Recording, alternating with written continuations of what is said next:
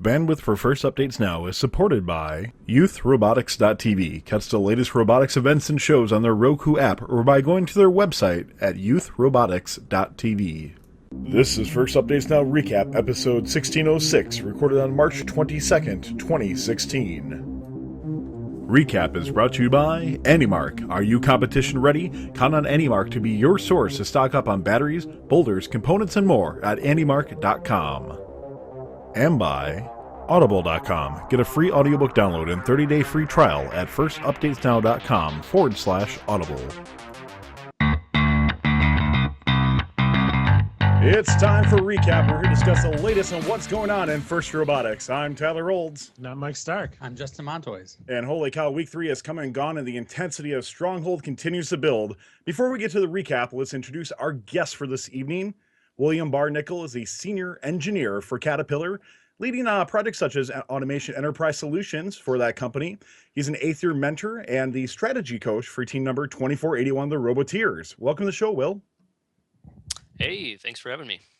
Thanks for coming on, Will. So can you kind of take us through your FRC story and how maybe you got involved in 2481 and how you became the strategy coach and how this role kind of differs from your normal drive coach? Yeah, not a problem. So I started with CAT full-time in 2008. And one of the things that they do, which is really cool, is because it's such a big company and a lot of people may be new to the Midwest or whatever, they kind of, do some presentations that are kind of for all the new hire engineers, showing them how to, get involved with things in the community and that type of thing. And FRC Robotics was one of the things that they kind of showcased. And it instantly kind of piqued my interest.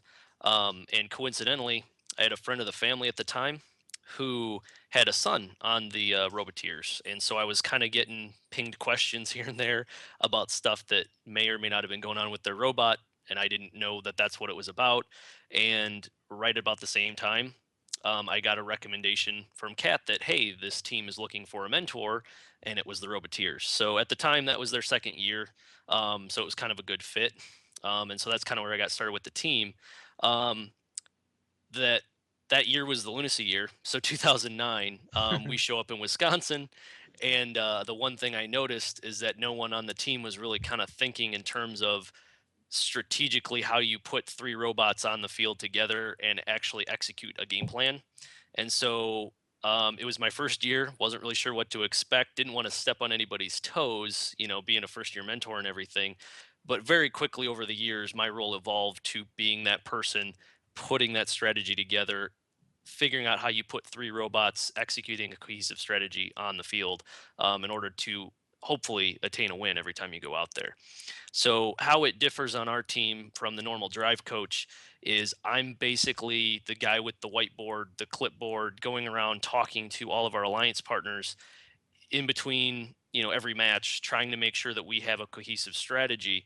So when we go out there, we're going to not only maximize our team 2481's point potential, we're going to maximize our alliance members' point potential so that everyone is executing at the top of their game as much as possible.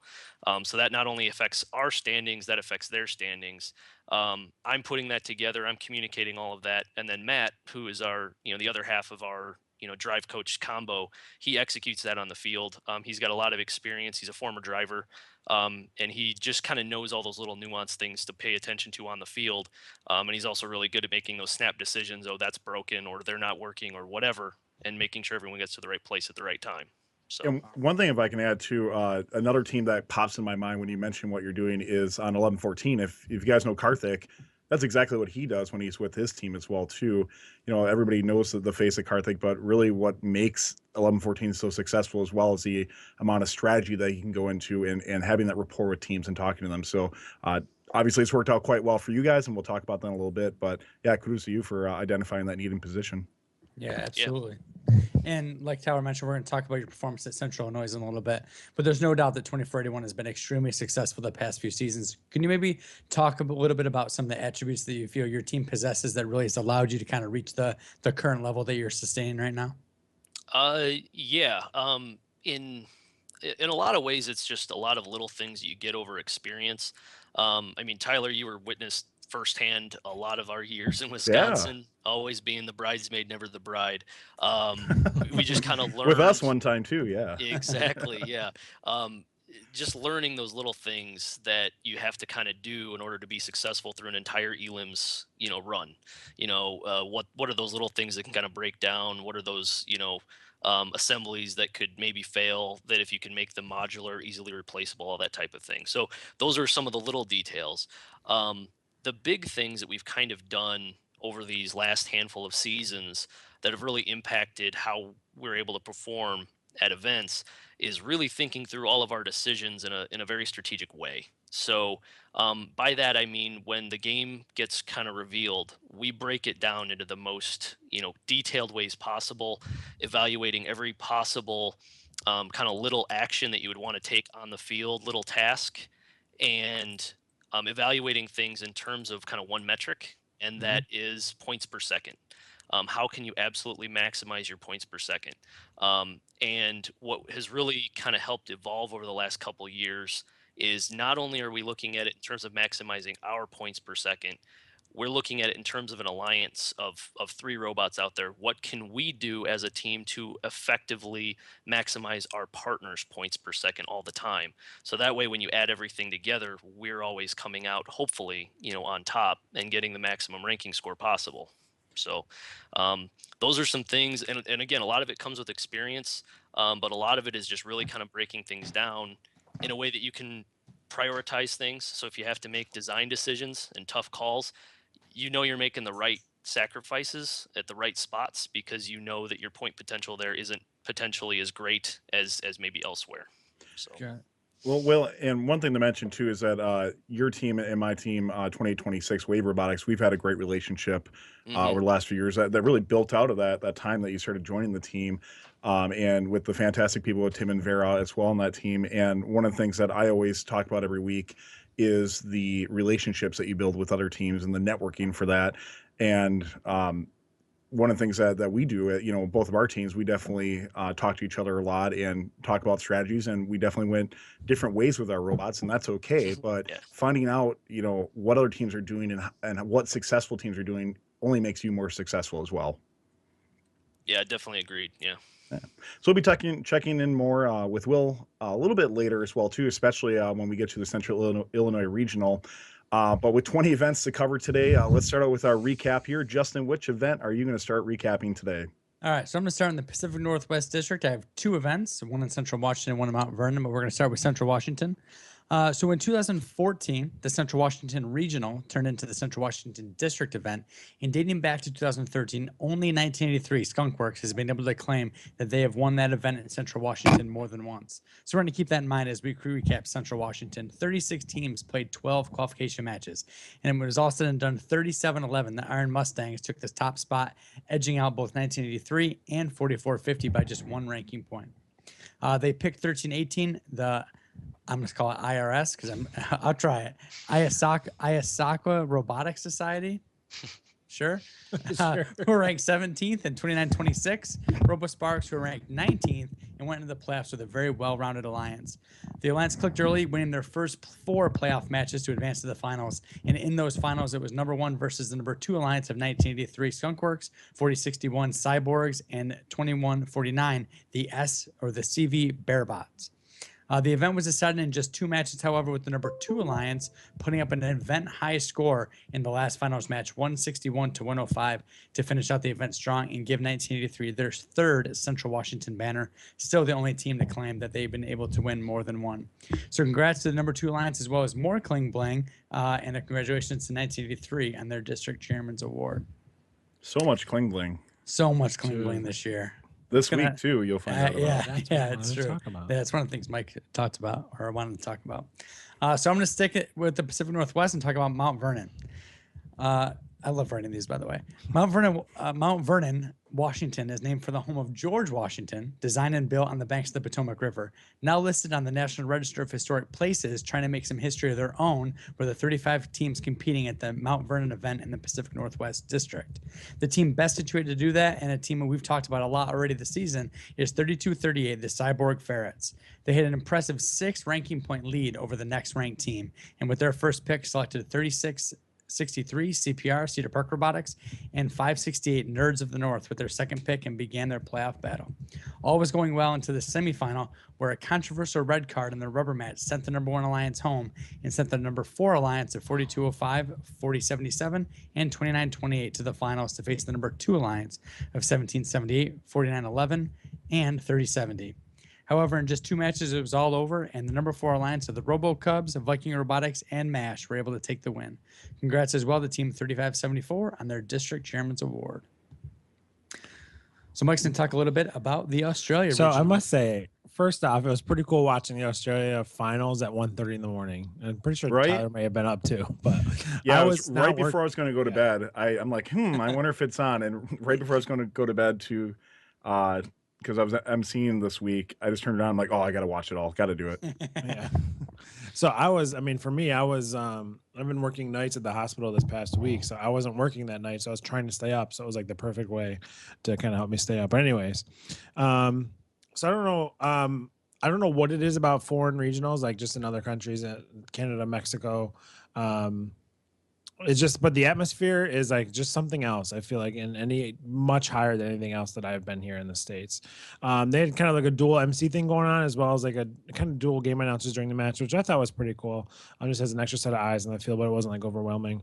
But anyways, it was local favorite 31-32 Thunder Down Under, who would take the number 1 seed. They would select 46-13 and 60-35 to join their alliance, and it would be number 8 and number 5 seeds to play the number 3 seed in the finals, consisting of teams 53-33, 56-63, and 50-87.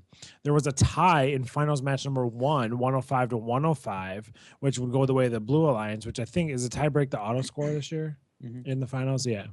But it was Red who battled back, winning 117-80 and 121-85 in matches 2 and 3.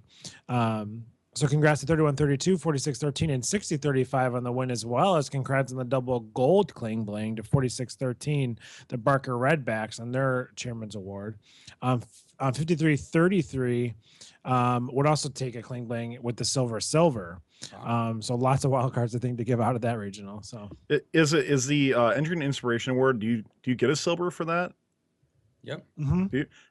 The one, sorry, not to go too divergent. It No, always it's confuses fine. me how they don't say it's not second place tournaments, but here's a silver medal. yeah, that's true. That's Let's a good be point. honest, it's second place Chairman's. Let's be honest. So was that our first double cling bling?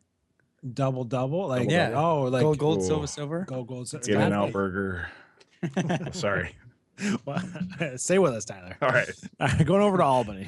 All right. Well, Georgia kicks off 2 district events this weekend, starting out with Albany. Get this, only 25 teams at this event. I'm so jealous to be able to have that much play to it. Notables, 1002, the Circuit Runners, and 1648 G3 Robotics look to take the number 1 seed by storm. But it was actually last week's district event winner, 4188 Columbus Space Program, that would lock in the number 1 seed with 35 ranking points. They would select teams 1648 and 3344 Robocops. Every team, get this, every single team, because there's only one backup team, got to play in the elimination rounds as the number 1 line struggled in quarters and replaced 3344 with the only backup 4730 the Terminators, Oh, wow. which also means that none of the other alliances apparently could get a backup robot. So maybe a strategy there, I'm not sure. Number 1 line struggled, but squeaked into the finals to face a number 2 seed of 1261, 3329, and 5651. Here, the Robo Lions, along with the Wildbots and Jaguar Engineers, who dominated in the quarters and semis, just continued their domination handily and defeated the number 1 alliance with scores of 108-61 and 122-94. Congrats on the number 2 seed, along with 1261 Robo Lions for their Kling Bling, securing the District Chairman's Award. You guys ever gone to an event with 25 teams? Off season. Yeah, or maybe. off season. Yeah, off season, right? So just a quick aside, now Yeah. that you mentioned the Circuit Runners, do you guys remember, like, before Blue Alliance, like, remember the Soap Circuit Runners video Yes. page? It was Yeah. like the first like video. I don't remember Soap that. I remember 108, that yeah. forever. Well, Soap was 108, right? Yeah. Yeah. But they had the Circuit Runners had that video, right? Yeah, I think it was like soap.circuitrunners.com or something Oh, maybe. and it was like the first match video Yeah, website. it was awesome. I missed that website. Well, let's move on to the second Georgia event of the weekend, taking place in Dalton. Not much better, 27 teams. Well, a lot better, really, because there's only 27 teams, including Hyperion and Walden Robotics, look to secure their place in the district championships with a ranking score of 34. Last week's event finalist, 2974 Walton Robotics, took the number 1 seed and selected 4910 East Cobb Robotics and 5594 GI Joes. Number 1 Alliance quickly dispatched their opponents through the quarters and semis, but ran straight into a brick wall when the number 3 Alliance, captained by second-year team 5632, along with 4189 and 4195, fortified their positions and edged out a victory in the first match, 108-102. Number 1 Alliance would strike back and gain momentum after winning the second match, 117-105, and put the nail in the coffin with a 116-96 victory over the number 3 Alliance. The Kling Bling train would continue to steam forward as 2974 also secured a district chairman's award. Beautiful. Moving on to Tech Valley. So as we previewed how this might play out last week, we talked about teams like 359, 20, 3990, and 48 as teams to look out for. As it turned out, 3 of those teams had a lot to say about how the 2016 New York Tech Valley Regional would be decided. After making the nearly 5,000-mile trek and playing 12 qualification matches, Team 359 Hawaiian Kids found themselves picking first for the Alliance selections. Going with the kids theme, 359 picked 3990 Tech for Kids and added Nuts and Bots 4508 and began strategizing for a deep playoff run. With really only one blowout win on their way to the finals, number 1 Alliance was well tested to play the number 2 Alliance of 5254, 20, and 1665. And what seems to be a theme, at least in the events I've covered so far, is the back and forth finals, and it was no different at Tech Valley. Number 1 Alliance took the first match. Number 2 Alliance battled back to push it to a third. But the number 1 Alliance hit a 40-point auto mode, while the number 2 Alliance scored just 22 to give Red the early advantage in that finals match. And it was 3990 who was able to put the exclamation mark on the final match with a scale to give the number 1 Alliance the win, 164-147. Congrats to them, as well as Team 229, Division by 0, on their Regional Chairman's Award. All right, we're going over to the NC District with UNC Asheville. We're going to see a lot of those teams, actually, by the way, coming up here. Yep. So we're going down to the district for the Asheville District event. My aunt and uncle live down there. I hear it's an awesome place, by the way, down in Asheville. So anyways, 24 teams competed, but another even less than you had, Tyler. So nice even number there. Each getting 12 matches, but it was 26-55. The Flying Platypi, who went 11-1 with a ranking score of 38, which is 3.2 ranking points per match. They would take the number 1 seed, and they selected 238 and 3680 and beat the number 4, number 8 seeds on the way to play the 7 seed in the finals, which consisted of teams 3402, 422, and 5679. Winning in 2 matches by a combined deficit of only 12 points. It was the number 1 Alliance who took the win. And also congrats on the double gold Kling Bling to the Flying Platypi on their regional or their district chairman's award. So is it Kling Bling like if they win and get DI then, or it's just any 2 medals? Any 2 medals, because as you walk around, it's just like cling, cling, cling, cling, cling, cling, cling. See, I was like, oh, it's only for gold. No, I set my standards higher, the apparently. gold. Yeah, you did. That's why your team's better. Well, they haven't played yet, so we'll see. All right, it's time to talk about Walker Warren. This is an event I had the privilege going down to this past weekend, where 36 teams battled it out to earn their spot in the Indiana District Championship. Side note, first district event I've ever been to as well, too. I've been to many off seasons and many traditionals, but probably out of the 100 events I've been to, it's my first district event, and really impressed with it. It was really cool to see so much play going on, and very jealous of that. So one of the things I'll say to it at the events I'm going to be attending, I'm going to try to get some interviews from the teams and maybe try to get behind the glass. So let's take a look at what 1024 had to say about their performance on on Saturday, which is their day 1, and go behind the glass. Hey guys, it's Tyler from First Updates Now Recap. I'm here with Quinn from team number 1024 to Kilobytes. Quinn, you guys have had a good run so far. You won last week at Tippecanoe, right? What are you guys seeing between last week and this week in the competition? We're seeing a lot of robots that improved a lot and a lot of robots that seem roughly the same, which is hurting them when they come to the next competition where everyone else improved. Okay, fair enough. So for you guys in your robot, you've only had a week between events. Any improvements to your robot or anything you're going to try to get better at in regards to the skill of the robot? We've upgraded a few things on the robot, and we used all 6 hours of our unbagged time for driver practice to make sure we did as well as we could at the competition. Okay, what did you upgrade on your robot? We changed out some parts and made sure that everything. So we had some issues with communication to the robot, and we made sure all that got solved. And we had some issues with the intake swinging in and out, and we got some hard stops on that so it stays where it needs to be. So you guys are in the top 8 right now, and obviously shooting for that number 1 seed again. What do you envision yourself doing to really secure that number 1 seed the next day here? We've had kind of a rough match schedule with all of our. We're against some really good teams, and so we're hoping that later with our matches tomorrow, we have a little bit of a better schedule to help us get further ahead, and we're just going to try and run as smooth as we can. All right, well, Quinn, good luck to you, and good luck to the Kilobytes in this competition. Thank you. So it wouldn't be 1024 though who took the top spot in this week's district chair. It was last week's district chairman's award winner 868 Tech Hounds who would end up taking the top spot. But 1024 Kilobytes was not far behind as they were the first pick by the number 1 alliance, as well as, in my opinion, the steal of the draft, Team 1720 Fixed Gears.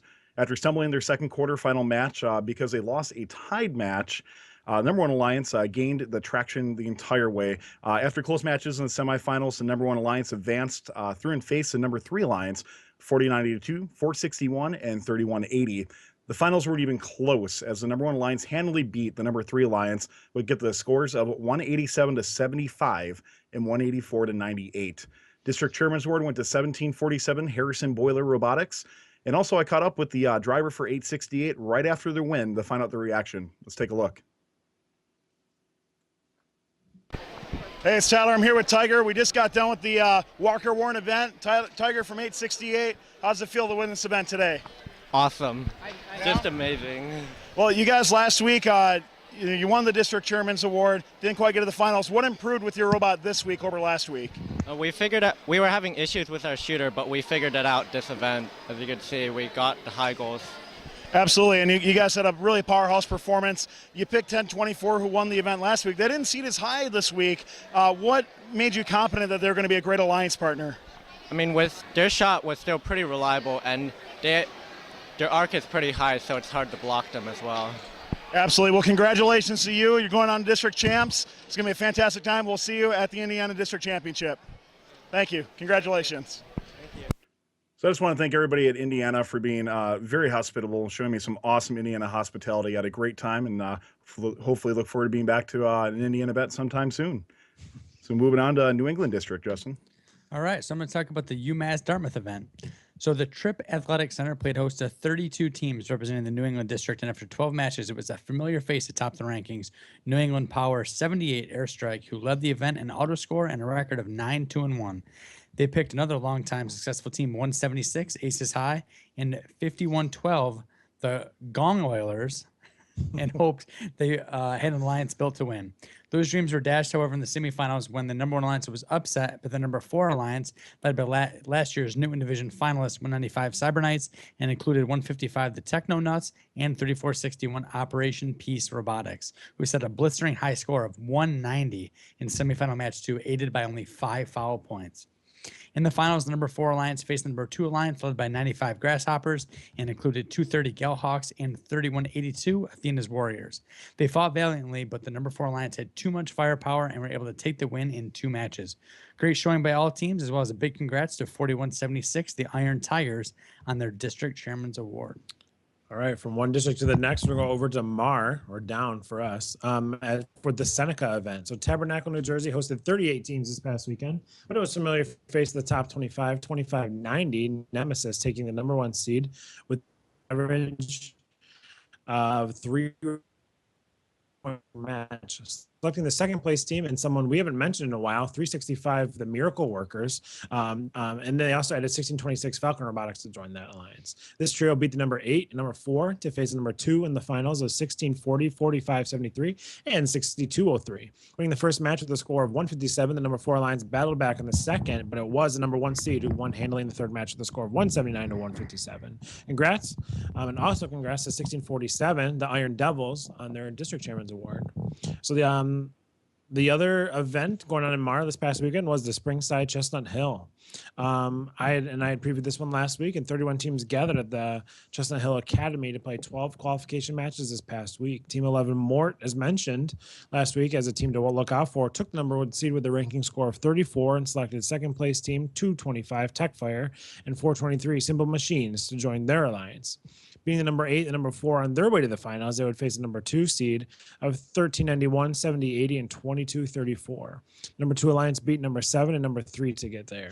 It took 3 matches, but it was the number 1 seed who took the win. Congrats to the 321 Robo Lancers on their DCA, and congrats to Mort on their Kling Bling, as also they picked up the EI.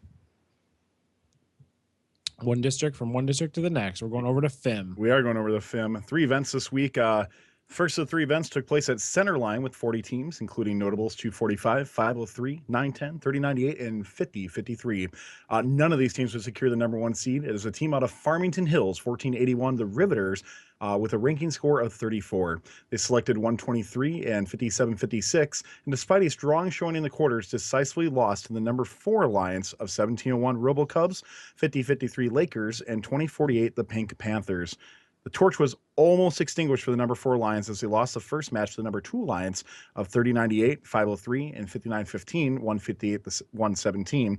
And with the torch almost put out, the number 4 alliance came back with the last second score, winning the match by a close call of 145 to 144. In the third match, there was no contest. The number 2 alliance faltered, and Alliance 4 took full advantage with the 140 to 113 victory, taking a district win. And a huge win by the number 4 alliance and a big leap for Team 503 Frog Force for their DCA. That's what you did there. Yeah, right. You know, I don't even know how to say Bayou. Is it Bayou? Bayou? Bayou? I always feel like I get it wrong. So anyway, so last week I talked a little bit about this regional as a good mix between some well-known teams and some up-and-comers. One of those up-and-comers looking for their first regional win since 2013 and who ranked first after 10 matches with Team 4063, Tricks Are for Kids, who went 8-2. They led the regional defense points, and with their first pick, they selected Florida Powerhouse 233, the pink team, who seeded third and added 4087 Falcon Robotics at the end of the draft and headed into the playoffs. The opponent's number 1 seed the opponent's number 1 seed faced never amassed more than 100 points in their quarterfinals and semifinal rounds, but all that changed in the finals versus the number 2 alliance of 3481, the Bronkbots, 3847 Spectrum, and 5819, the Mecha Makos. In the first match, number 1 alliance was able to take the win in a high-scoring 157 to 147, and the number 2 alliance took the second match with an even slightly higher score of 160 to 149. In the deciding third match, however, the score was very close, but when the dust settled, the number 1 alliance was able to take the win 125 to 122. So really 3 great matches there. So congrats to all those teams, as well as 2080 Robotics on their Regional Chairman's Award. Let's do it. Down to Northern Maryland. The first of 2 Chesapeake District events this past weekend took place at the Hartford Technical High School in Bel Air, Maryland. The finals at this 34-team event would see the 4 alliance by the number 2 alliance. Match 1 would go to the blue alliance of 2068, 1111, and 1895. The number 4 red alliance was able to turn it around, winning the next 2. Congrats to 5115 Knight Riders, 2537 Space Raiders, and 4456 Mech Cadets on their win. Congrats to the EI finalist of 1111, the Powerhawks, on their Kling Bling, as well as third-year team 4945 Titanium Rex on their District Chairman's Award. So from Northern Maryland to Hampton Roads, from Maryland to Virginia, the second of 2 events that would take place. This one was at the Churchland High School in Portsmouth, Virginia. Fresh off their win in Northern Virginia, 2362 Triple Helix would get the number 1 seed, picking up 1885, who were semifinalists at the Greater DC event, as well as 5954, who went unpicked at their first event. They would end up seeing the number 2 seed at 5546 Art, Blast from the Past 122 NASA Knights, who I haven't heard much about recently, and 5804 Torch in the finals. The number 2 seed would win handily, beating out the number 1 seed by scores of 90 and 62 in the 2 finals matches. Congrats to number 2 alliance, as well as 2363 picking up the silver gold Kling Bling and being finalists, and for taking the District Chairman's Award. Yeah, 122. I haven't heard much about him, but the reason why I know him so well is because we played with him in 2006. Yep. I knew it, and there was one of the matches. I just pulled that up right here. Yeah. That was our Wild Stang match. Yeah, the one with the Wild Stang. Yeah, for sure. Yes, sir. All right. So I'm going to talk a bit about the Utah Regional this past weekend. 36 teams from New York to California descended upon the Maverick Center to decide the 2016 Utah Regional. After 12 matches, it was a team from Texas, 2468, Team Appreciate, I'm sorry, 2468 Team Appreciate, who took the #1 seed with a record could of you get 10 that and wrong? 2, and stuck to the team from Canada, 4334, the Alberta Tech Alliance, and a hometown team of 3166, the first year Ravens, for their playoff alliance. It's been so rare this year that an alliance goes through the playoffs for this game unscathed, but that's exactly what the #1 alliance was able to do on their way to the finals. In those last matches, they faced the #6 alliance, led by 1477 Texas Torque, 5933 Judgment Call, and 3374 the Robo Bronx, who were able to beat the #3 and 2 seed on their way to the finals. Once there, however, the #1 alliance still just proved too strong, and they were able to finish off the regional in 2 matches. So congrats to them, as well as another shout out and cling bling to 2468 Team Appreciate on their regional chairman's award. Double gold. You got to get that right, by the way. They hold you really accountable if you don't. Just from knowing down on the field, man. If you don't say it that way, oh my goodness. I got it right at the end. There you go. Which way? 2468? 2468 Team Appreciate. 468. And then they all yell Team Appreciate. 677 who? They don't appreciate it. Nick says.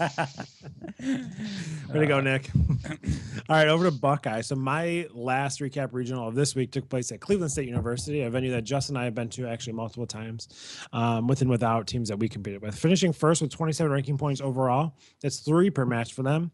Was a good friend of ours, 4039 Makeshift Robotics from Canada. They would pick fellow Canadians with their first pick, 781 the Kinetic Knights, and scoop up 4121 the Vikings from North Canton, Ohio, with their last pick. This alliance would end up facing the #7 alliance in the finals, consisting of teams 27, 379, and 706, and 1014. They had to call in a backup on it. The 7th alliance took it to 3 matches, but it was the #1 alliance who took the finals match 3 by 1 point, winning 119 to 118. Makeshift has some great momentum as they head to the dense field of Waterloo coming up for the next event. And congrats to 1676 on the regional chairman's award for that district team. For that district team, yes. Going over to Central Illinois, Tyler. Yeah, our last regional to go through, and definitely the one that our guest was part of today, so I want to solicit his opinion. Really one of the few regionals packed with powerhouse teams this week. With only 40 teams at a traditional event, there was bound to be a clash of the Titans in the playoffs. Defending champions 2481 looked to be the locks, but with many other teams such as 111, 876, 1625, 1732, 1736, 1756, 2169, 3528, and, well, 4142 with their amazing swerve drive. All right, I'm good. Any of these teams could easily have taken the #1 spot. Well, many of the old guard hope to see the reemergence of 111 Wildstang. It was the team that has been recognized as the most successful new powerhouse in 2481 Roboteers that went 10-0 and averaged 3.5 ranking points per match, with over 6 ranking points over the #2 seed. 2481 actually chose not to select in the top 8 and instead to went with a team who proved themselves 2 weeks ago in 876 Thunder Robotics, and picked the same team that they selected last year in the second round of CIR in 2220 Blue Twilight. The #1 alliance had their best rounds of the quarterfinals with scores of 107 to 85. And after a tough defensive round in the semis, the #1 alliance advanced to the finals to face the #3 alliance, 1756, who they won last year with CIR, 1736 and 4156. Both matches were extremely high scoring with over 300 cumulative points each match, but the #1 alliance went on to win both matches despite issues with 2220 with scores of 180 to 167 and 170 to 150. 2041 looks to be on the road for another dominant season with 4 consecutive regional wins in the Kling Bling trifecta with the 2220. Yeah, Blue Twilight. They got the Chairman's Award, won the regional, and the Woody Flowers Finals Award going to John Peterson. The triple crown. The Triple Crown. Yeah. Triple crown. So, Will, you were at that event last week. Obviously, you were part of the dominant team, the strategy coach on that team. Can you give us just a little bit of your own personal recap of the event and any teams that we might have missed that you want to talk about? Yeah. One of the first things that I want to point out is that if you really look at the insights page for CIR relative to kind of like the average, event stats, you'll really show that it wasn't just kind of us at the top or some of the teams that you kind of mentioned already, Tyler. It pretty much was kind of from top to bottom. A lot of teams and a lot of matches were performing at a pretty high clip. We had, I think it was like triple the percentage of captures in qualification matches than the average. We had, a decent number of high goals, more high goals being scored than in other events. So, just want to throw some light on the Midwest that we kind of know what we're doing a little bit here, and we kind of get overlooked a little bit. But yeah, the finals matches were great. Like you said, there were a lot of points being scored. The first match was really crazy. We got a capture, I believe, and our friends on Robot Casserole 1736, who they never get enough talked about them. They're such a great team. Their Absolutely. driver station, their driver station has a stuffed pig under it. It is amazing. They won the Imager Award for that, and well deserved. They were calling it award-winning bacon the rest of the day. It was great. 1902 might have some issues with that. They should be on the same alliance somewhere. That would be amazing. There you go. But yeah, our friends with Argos 1756, always great to play with those guys. 1625, 1732, 4143. That is an amazing swerve drive that they've got. Those are just some of the numbers to kind of throw out there. But 876 really impressed us with their consistency throughout the entire tournament. They started a little bit shaky, but most teams do. But they caught on much quicker because it was their second event. And we did not have an easy decision when it came to alliance selections Saturday morning. We pretty much kind of had a top three ideas kind of going in, and we were kind of talking to all three teams and letting them know what we were kind of looking for. And unfortunately, 1625 couldn't get their shot consistent. 1756 Argos couldn't keep their robot from breaking.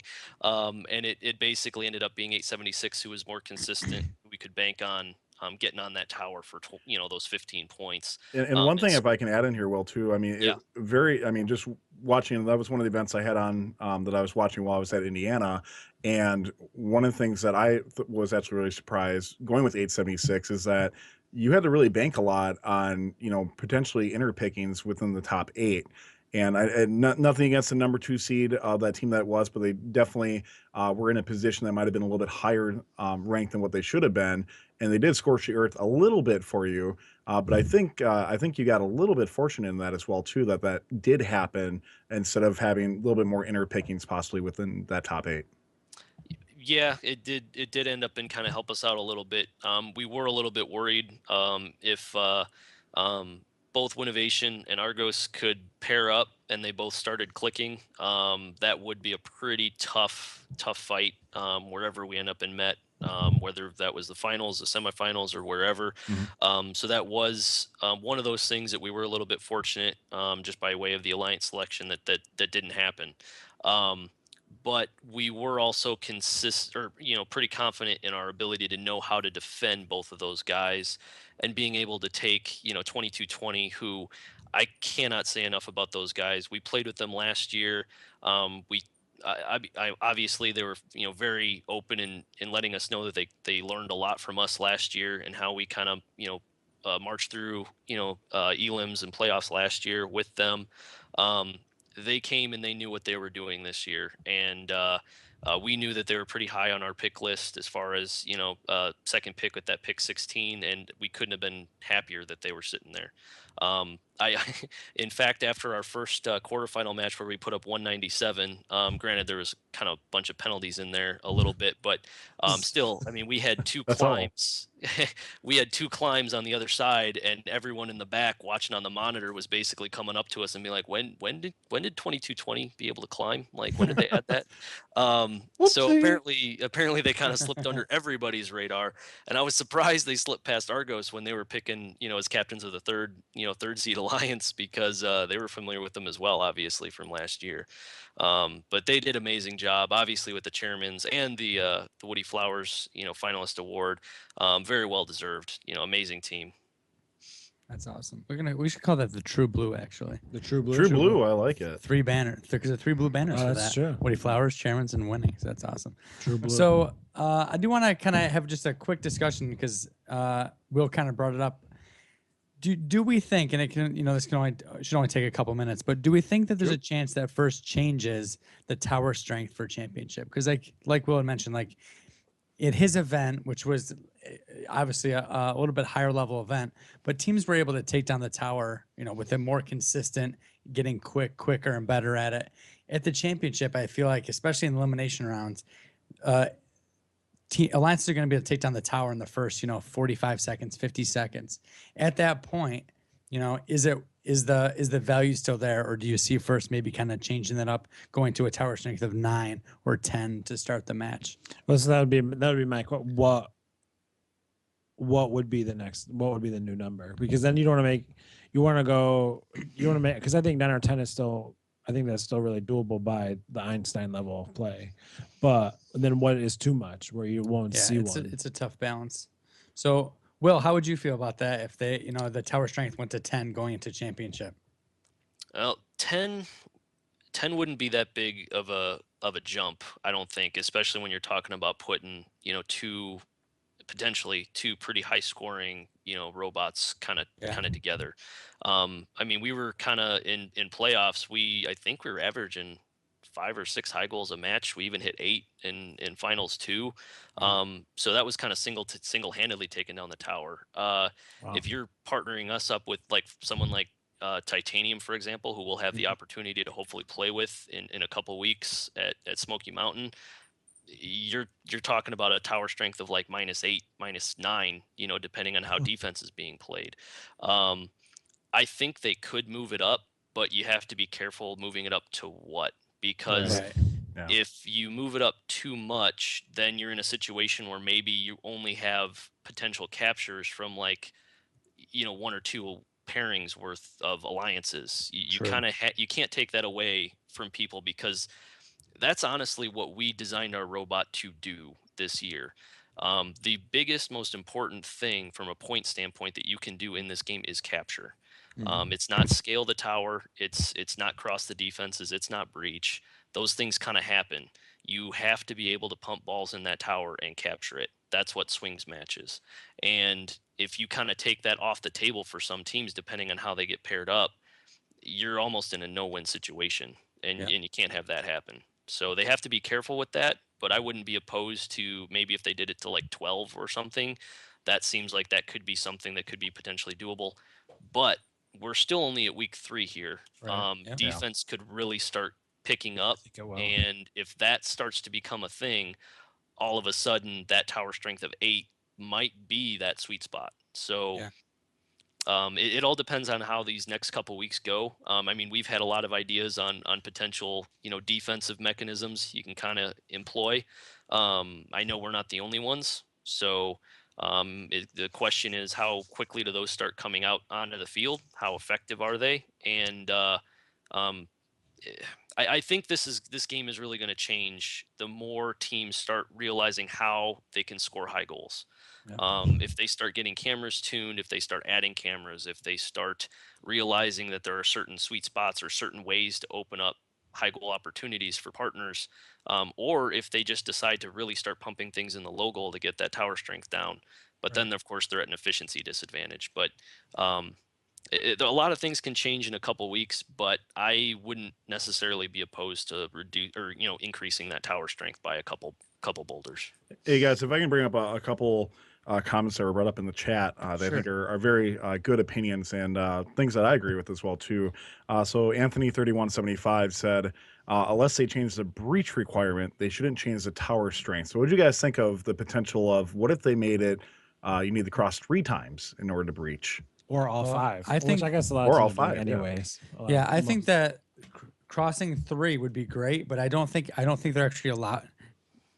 Looking at the current rules, they're not allowed to change that. The only thing they said that they're willing to play with was the tower strength, not the breach points. But I do agree that I think that to me seems like that actually the more likely change if it was possible, because breaching, and we're talking about capturing starting to be a little bit too easy. Breaching is way too easy. It's happening, in almost 50, 60, 70% of matches. That's part of the beauty of the game though, is it does give teams that might be lower tier something to do as well, and gives them the opportunity to contribute as part of the alliance.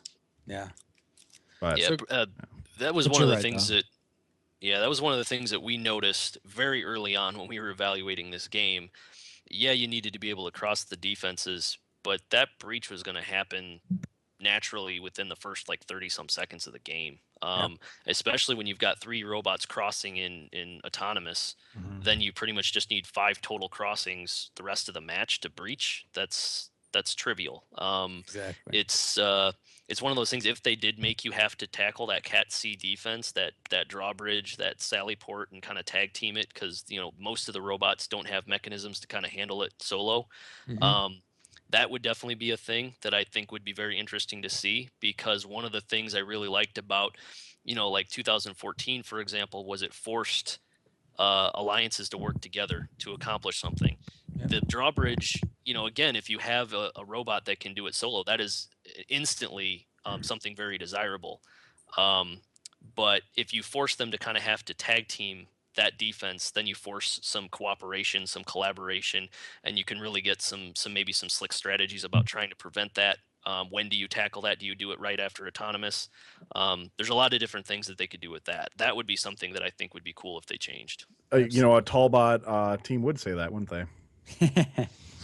Hey, we knew what we were doing. That's right. One other one to bring up too, I believe it's Meepo07, and sorry if I mispronounced that, brought up a really cool point that I think is, I agree with too, that tower strength, if they were to change it, should only be changed in eliminations and not qualifications. Yeah. And I'm 100% on board with that. If they were to change it, it should only be elims.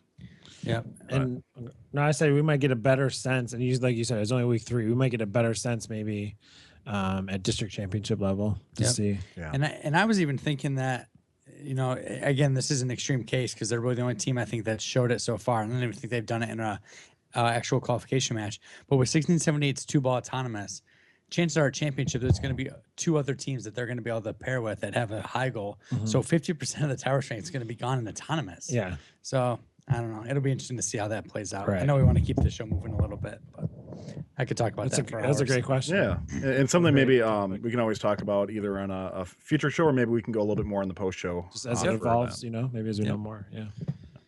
All right, so each week, Mike, Justin, and myself will be selecting 2 regionals that we want to preview that are approaching this upcoming week. And actually, Justin, you get a bonus one this week too. So we'll start out with you. What events are you going to be on the lookout for?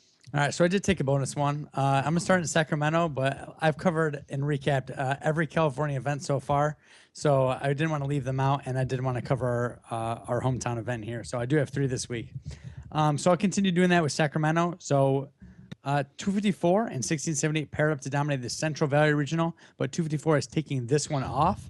However, it doesn't mean that there isn't plenty of California power at this event that'll be vying for what I predict, and we don't make predictions often. We don't. And it's not much of a prediction that 1678 will probably be the #1 seed. So we're looking at teams 100, 604, 701, 971, 1671 are just a few among a deep class of veteran teams and some up-and-comers. They're going to be vying again for the attention of 1678. They won this regional last year with 118, who obviously won't be there, as well as rookie team 5450, who will be there and are looking to build on their rookie all-star performance from last year as well. So plenty of good stuff to look at. We don't make predictions often, but when we do, they're pretty obvious. Yeah, they're predictions everyone would make. Good job. So elsewhere in Ventura, California, we have another great set of teams that would be looking to secure their championship berth or build on an already successful season. And we're not one to make predictions, but again, I have and this one's a little bit better. Out there. I do have a feeling about 696 and 330. Both teams are going to be better for this event than they were at their first event, and I just have a feeling that they're going to team up to take the win. Several other teams will also be in contention, however, including 973, Hall of Fame team 15-38. I'm sure I'm missing some other great teams, but I think it's going to be those 4 are going to kind of decide who wins this event and who goes home empty-handed. So lastly, the Finger Lakes Regional. So with, and this one's kind of almost potentially be a sad one. So with New York on the verge of districts, potentially as soon as next year, this could be the last Finger Lakes Regional. It does make me a little sad to think about all the great times, teams, and trophies that have been handed out the past 13 years. But this year, several teams are competing that have already secured their spot at the World Championship. And with that kind of stress-free mentality, I think we're going to see teams really push the limits of their robots and really see what their championship potential is.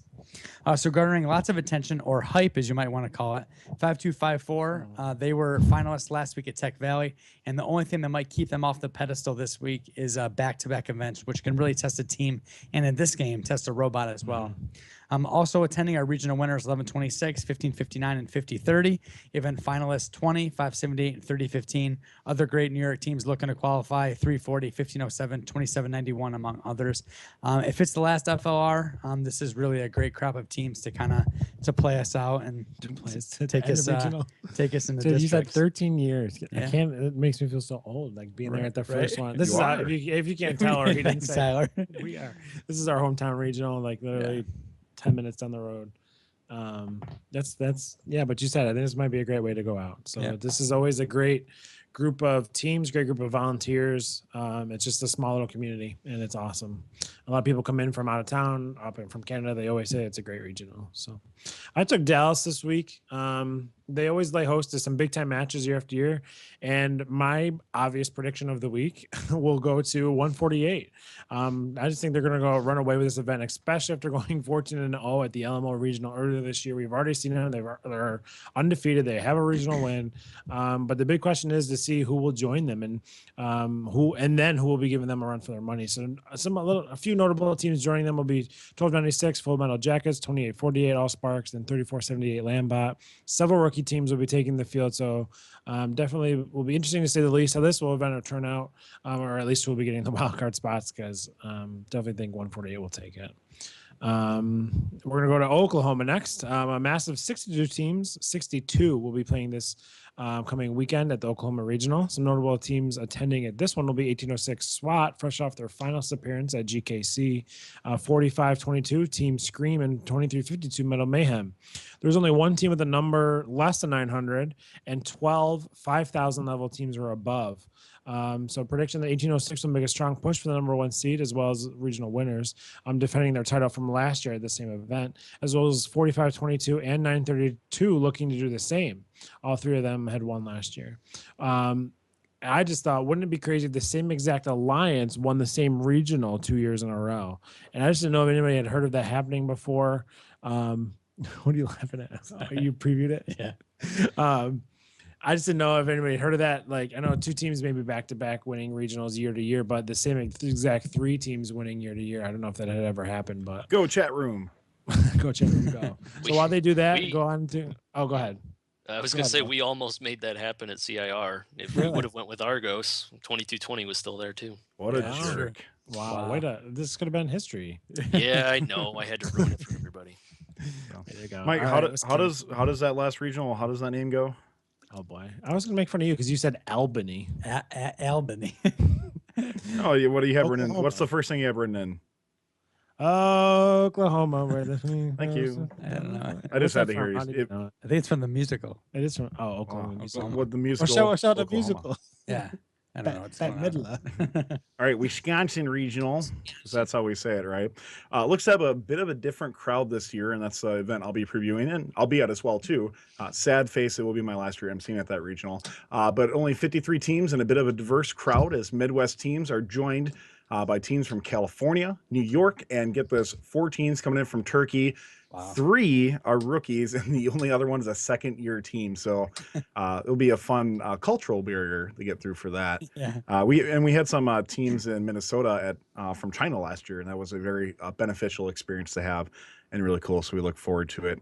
All eyes are quick and getting off my own pedestal here, but all eyes are quick are definitely to gravitate towards last year's world finalist 2826 Wave Robotics, who arguably had the best autonomous in first.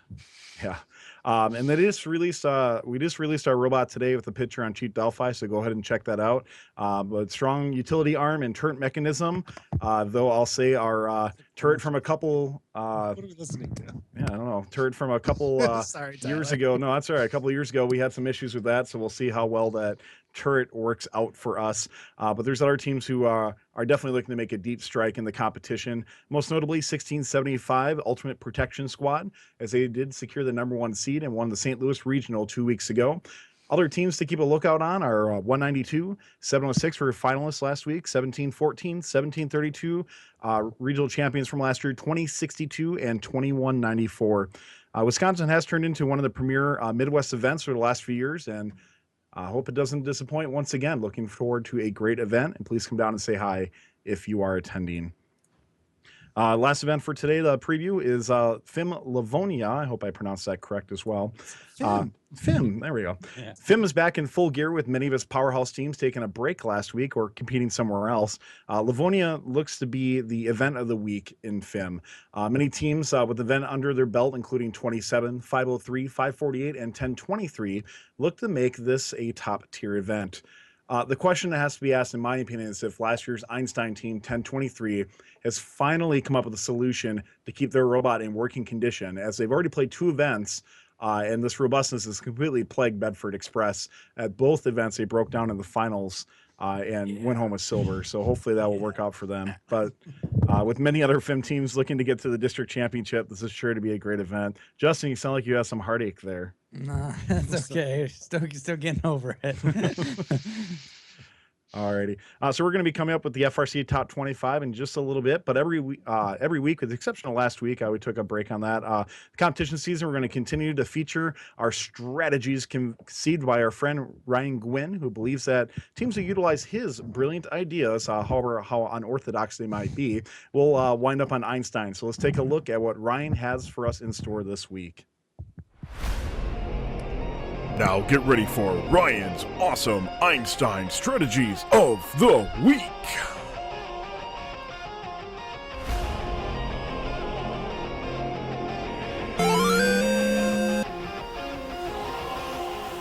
Flawless victory.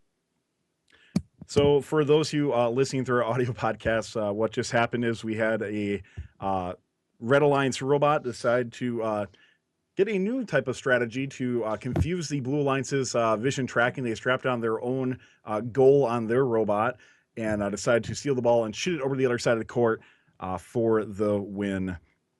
So I'll start first, and I'll pick a team, and hopefully everybody else has one in mind. I'm going to go with the team that I saw last week in Indiana, 3176 Purple Precision, looking to do this. Last week they had a long arm on their robot that they used as a blocker and worked very well against their opponents in the first match of the quarterfinals, and I could see them upgrading their robot for either their next event or district championship. So my go for is 3176. Justin? All right, so I'm gonna go kind of weird on this one, or not weird, but it's gonna be a bit of a stretch. So when I first saw it, I was like, oh, that's a very interesting subterfuge strategy, right? Almost like a Trojan horse kind of thing. So I'm gonna go with the team 2405, the Techno Trojans out of Michigan. So they're gonna go with that kind of Trojan horse mentality, sneaking in and kind of taking the win. All right. Well, I'll go with a team that has a lot of imagery under their belt. We've talked about it a couple times already on the show this year. I'm going to go with 4451 Robots Garage. Again, if you haven't seen their pit and what they do with their robot cart and everything, it's all about their imagery. So I think they take it to the next level and really roll out with a castle. Roll out with a castle. Love it. So, all right. All right, well, Will's got one. All right, well, what do you got? Yeah, I'm gonna cheat a little bit. I'm gonna throw it out to two teams that I think may pull that off. Although these Einstein strategies are a little bit backwards because I don't think I've seen one that's technically legal yet. No. So it might be how not to get to Einstein. All right. I'm gonna throw out one for 469.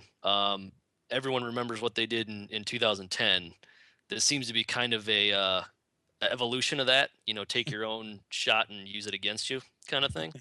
And then I'm also going to give a shout out to 179.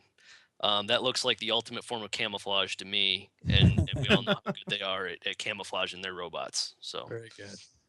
All right, chat world, FRC Top 25 is coming right up. But let's give a big thanks to our guest today, Will Barnickel from Team 2481, Roboteers. Thank you so much for coming on the show, providing your insights. You guys have a fantastic robot. So where can people find out more about the Roboteers? You can find out about the Roboteers on our webpage, team2481.com. You can also check out our Facebook page at, Facebook.com/team2481, I believe. And you can also find me on Chief Delphi. I'm kind of the most recognizable person from our team there, so you can PM me or whatever. Oh, aren't you just popular? Not really, but I like to think I Minor am. celebrity. So, Will, if you had to take a guess, where is 2481 in your mind ending up this week on the 25?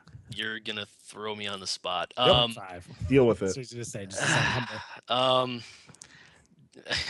I got to do the whole humble thing. It's just awesome to see our team number anywhere on the list. Our students work really hard, and I'm glad to finally see our team getting a little bit of recognition for that. It really makes them kind of perk up and get a little bit more excited going to the next event, kind of continuing on in the competition season, just seeing their hard work kind of recognized in the community.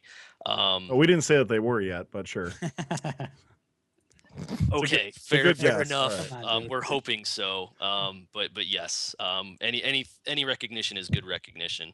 The higher, the better. I'm greedy. I want to go for the top spot, but I'm anticipating that it's probably going to fall a little bit short, to be honest. All right. Well, Will, we got you guys playing at the Smoky Mountains Regional coming up. That's in 2 weeks, I believe. Is that correct? Yep. So good luck. I believe in Knoxville, Tennessee. Yeah. So good luck to you on that as you look for a 5th consecutive regional win. So thanks a lot, Will. On the way. And, Just stick. jinxed it. Yeah. Oops. Stick around and find out where your team ended up. Thanks, Will. Thanks, Will. No Talk problem. to you later. All right, while we reset for FRC Top 25, let's take a quick break to remind you that this episode of Recap is brought to you, of course, by AnyMark. So every event I go to every year, I see so many matches where teams just don't have charged batteries, and the robot is just not ready to go start the match. And I'll give you a story. This past weekend, when I was in Indianapolis, one of the cool things I get to do as an MC is I do get to sit behind the scoring station. I get to see where all the voltages are for robots and everything. And I can't tell you how many robots I saw that started out at 11 volts, starting out their match, and they dropped to 7 volts below 7 volts and couldn't even function during the match. So I want to tell you about is what we use to charge our batteries. And that's the Dual Pro Recreation Series 3 bank battery charger. This is one of the most dependable chargers on the market, and you can charge 3 batteries at a time, and each bank has a capacity of 6 amps. Oh, and get this, no need to install connectors to charge your batteries because AnyMark already installs Anderson power connectors for you, so you can just plug and play. This durable, rugged, and waterproof device is engineered for teams who might have to leave their batteries on charger for many days, and they don't have to worry. We have 3 of these bad boys already charging our batteries, and I suggest that you give the Dual Pro Recreation Series 3 bank battery charger a shot to make sure that you have charged batteries at your events. So go over to anymark.com today and check out all their supplies that they have to support teams. And a huge thank you once again to AnyMark for continuing to support this show and making this show happen. Thank you, AnyMark. Thank you. Don't lose a regional because you didn't charge your battery. And it happens. Like It every does few happen. regions. Yes, it does. Very cool. So that's it. We're into the top 25. Let's do it. Oh, he's got to switch this over. Nick's working on it. Nick's working on it. He's got mad skills. There you go. Quick for him. All right. So kind of quick one down. We just go through the top 25 based on how you guys vote and how our expert secret panelist of voters vote as well. And no, that's not us. Justin and I have never voted. Never. This is the 6th year, and we have never once voted on our own show. And there's conflict of interest. Nick, you're still a little bit off there. So again, we certainly thank everyone who were able to vote this week. We remind everyone each week that we obviously can't have a show based on community votes if nobody in the community votes. So we really thank everyone that voted this week. We think we have a great list, a great top 25, and we're really kind of excited to see how this game has progressed and evolving and how teams are adapting. A lot of teams we're going to talk about today have, this is their 2nd event now and how they've built and adapted and changed, moving forward through this game. So some repeats into the top 25 from previous weeks are going to happen and all sorts of good stuff. We're excited to talk about it. And I don't know if you guys mentioned it, but we had over 100 votes again this week too, guys. So keep it coming. That's awesome. That is awesome. Thank you. Make sure you follow the rules. That's true. There was a lot of shenanigans going on this week. A lot of people got... Hey, Mike, what's that place you like to go to with the mozzarella sticks and the goofy stuff on the wall? What? You mean shenanigans? I have no idea what he's talking Oh, wow. Bill me out. Nobody? Super Troopers? No? All right. No. Moving on. about. Thanks, Tyler. Welcome. I love it. That was really kind of getting on board with the top 25 mentality. Yeah. Say very obscure things and see who picks up on it. Love it. Love it. You just need a little more Seinfeld and Office quotes. In Yeah. there. We'll Yeah, be right there on you go. board with you. All right, sounds good. fantastic. So let's do it. All right. So getting right into it here. The 25th ranked team, team number 3238. From Anacortes, Washington, and Anacortes High School, it's the Cyborg Ferrets with a season record of 30-5. They're winners at the Auburn Mountain View event and semifinalists at the Mount Vernon event. So making a return to the top 25 after their win at the Auburn Mountain View event, they competed this past weekend at the Mount Vernon event. A lot of mounts out there in the Mounts, Pacific a lot of Northwest. mounts. They won a perfect 12-0 with a 38 ranking score. They selected 36-63 and 568 to join their alliance and went on to beat the 8th seeded alliance. In the semis, the Cyborg Ferrets and company exchanged blows in matches 1 and 2, but it was the number 4 alliance who would take the third match due to a DQ is actually what ended up happening there. We kind of talked about that a little bit. So congrats on your season so far, and good luck at the championship event, either the district championship or the world championship. Do you want to spend a half a minute on this DQ, or should we just not talk about it? I don't mind sharing that. I think it was a bogus call. Do you guys want to wait till the break? Yeah, we can do that. Okay. We'll come back to it. Sure. All right. That's 25, and 24 goes to 49-82. From Fort Wayne, Indiana, Tooth Hill and Homestead Senior High School, it's Olympus Robotics. 24, 10-1 overall with the finalists at the Walker Warren event. So competing for the second time this season. This past weekend, they were at the Walker Warren event. Olympus Robotics looked to improve on their semifinal outing at Tippecanoe a couple of weeks ago, finishing third, going 10-1-1 with 3 ranking points per match average. They would captain the third seed alliance, and they selected 461 and 3180 to join them on the ride to the playoffs. Scoring as high as 165 in the quarterfinals against the 8th seed, 131 in the semifinals against the 2 seed. They would face the number 1 seed in the finals. Playing against 868, 1024, and 1720 was very tough, and they would end up losing to this alliance in 2 matches. Congrats on the silver on the year so far, and good luck at district champs if you guys will be attending. Yeah, the one thing I'll say about this team being at the event last week, I definitely thought they flew under the radar for recognition. I'm ecstatic to see that the community and expert poll both recognize these guys. And until the finals, really, these guys were flying, and I thought they were really going to give the number 1 alliance a run for their money, and unfortunately had some unfortunate circumstances in the finals, but a very, very good team that, at least in my opinion, not knowing all the Indiana teams, kind of came out of nowhere and really took it by storm. Absolutely. And I have to believe that I don't necessarily remember all the teams we've had in the top 25, but I have to believe this is their first time in the top 25. I believe so. So that's fantastic. Mm-hmm. All right. So from 24 to 23, we have team 303. From Bridgewater, New Jersey, Bridgewater Raritan High School, it's the test team with a season record of 14-14-1, semifinalists at Mount Olive and quarterfinalists at Buckeye. So taking the Engineering Inspiration Award back at Mount Olive, the test team came out of the district model and competed this past weekend at the Buckeye Regional. Finishing 6-2-1 was good enough to take the second place seed, and they chose Team 217, the Thunder Chickens, and 1787 to join their alliance.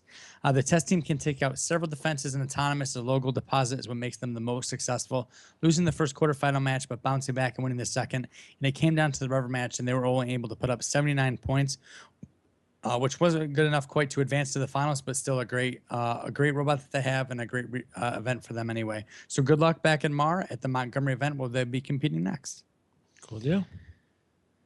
Moving right along, we're going to go up to the Pacific Northwest for this next team. In our 22nd spot, we have Team 1983. From Seattle, Washington, Raisback Aviation High School at Skunkworks Robotics, 33-2-1 overall, and with the winners, the Auburn Mountain View and Central Washington events. So as Justin just said, an overall season record of 33-2-1. Just should tell you how good this team is. And they still have 2 more events to go. And they're sitting at number 22. They most recently competed this past weekend at the Central Washington University event, where they went 10-1-1 with a 21 ranking score. They were passed up by the number 1 seed, or they declined, I'm not sure. But they selected 40-61 and 21-49 to join their alliance. Cruising through quarterfinals and semis, the other alliances didn't really even come close to beating this alliance. It will come down to number 1 versus number 2 in the finals. And the Blue Alliance, led by the Skunkworks, would take the district win in 2 matches with scores of 120 and 161. Good luck and congrats on your second win, your 3rd gold of this season via their district chairman's award this past weekend. And good luck at Philomath coming up. It's a running theme with 1983 every year that they're always, we don't think as high as they should be. Yeah, and I was going to say that actually. This has got to be the first grossly underrated team of this season so far. Yeah. Like usually the voters get it pretty spot on. I think that they're way And they underrated. were ranked 6 in the week 0.5 week 1 poll, so that's interesting that Well, you dropped that far. they dropped, and yet they did so well. So They've done so well. But it's just like I said, it's just I feel like this is not the first time this happens. Yeah. They're just what they had like 4 wins that one Four regional wins that one year. And they were like 18th. Yeah, something like that. we got to get some more West Coast voters, huh? Yeah, I guess right? so. That's what we need. Or We need some PNW votes if out they're there. different, I guess. Yeah. So, yeah, that's our second mini soapbox of the day. I love the mini soapbox. It's mini. Yeah, that's right. Pequeño más. All right. So from 22 to 21, a team I'm loving to see back in the top 25 in the 21st Yes. spot, Team 365. From Wilmington, Delaware, First State Robotics and Neighborhood Group, it's the Miracle Workers with a season record of 15-4. They were the winners this past weekend at the Seneca event. So one of the teams is kind of off our radar a little bit last week. I don't think we really mentioned them in our recaps at all, but the Hall of Fame Team 365 took the Seneca event in Tabernacle as they made their debut into the Stronghold season. Finishing second, scoring an average of 3 ranking points per match. They were scooped up by the number 1 seed, 2590 in the playoff draft. They would add 1626 to their alliance and head to the playoffs, beating the 8 and 4 seeds that ended up in the finals, taking on the number 2 seed. Winning the first match handily, they eked out of a district win by 6 points in their second match. In the last and final match, however, they were able to get the win 179 to 157. Congrats on the win, and it's great to see Mo back in the winner's circle. Go Mo! Oh, I missed that. I man. know, right? Really? It's just like, and this is another point. I have it segmented out for a little bit later, but Mo back, I think when we were students or just new mentors was like one of the powerhouses. Oh, of absolutely. First, and just haven't seen much of them over the past few weeks, but it's great to see them being successful off to a good start here in their first event. Yep, definitely. And remember? Oh yeah, That's how it And started. Big Bob and just, Oh, that's yeah. great. So Great all right, team. that's 21. Here's 20. This goes to team number 4613. From Sydney, New South Wales, Australia, Barker College is the Barker Redbacks, 15-3 overall, winners of the Australia Regional.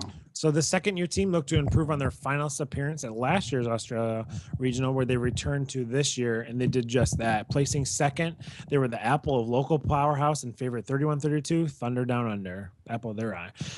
This alliance would face the 8th and 5th and eventually the 3rd seed in the finals. Barker and the Red Alliance would lose the first match, giving the underdog Blue Alliance a glimmer of hope at gold, but it was the number 1 seed who battled back and won the next 2 matches with scores of 117 and 121.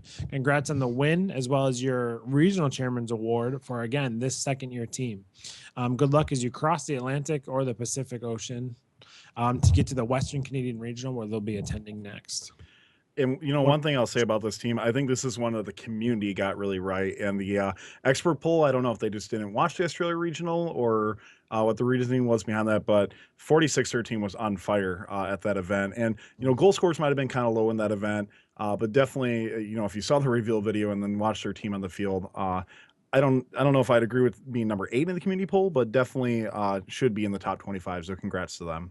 Yeah, and yet so I was looking at it. So it's 8,000 miles from Australia to Western Canada where they compete. Yeah. So we think that Hawaiian kids, right, 5,000 miles a ton. They're going No. 8,000 miles Well, to compete again. and I was like, and they have like slated for, it says they're slated for championship. I was like, oh, well, maybe it's near weeks. Maybe they'll just stay up, but no, it's like a month apart. Yeah. So they're going to cry, crazy, Very but crazy. great team.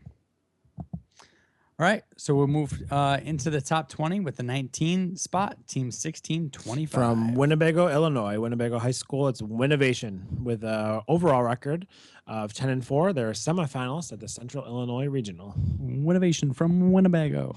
No stranger to the top 25, Winnovation makes their 2016 debut here at number 19. Competing for the first time in Stronghold, 1625 made an appearance at the Central Illinois Regional this past weekend, placing the highest at any event since 2014. Winnovation finished 4th after 10 matches, going 8-2 with 28 ranking points. There was no internal picking accepting above them, and they would captain the number 4 alliance, selecting 35-28 and 42-12. putting up 146 points in quarterfinal one. They would beat the number 5 seed, but were unable to advance to the semifinal rounds, having to play against the number 1 seed. Scores of 92 and 113 didn't quite cut it, and it was the end of the run for 1625. But they do compete again at the Midwest Regional that they won back in 2014. So good luck to them. We're super excited, obviously, to see them back in the top 25. Yeah. All right, moving along. Our 18th ranked team is Team 1756. From Peoria, Illinois, Limestone Community High School, it's Argos, 12-5 overall, the finalists of the Central Illinois Regional. So the defending Central Illinois Regional winners took the Stronghold Field for the first time since their division finalist appearance last year, unless you count IRI, which they also attended.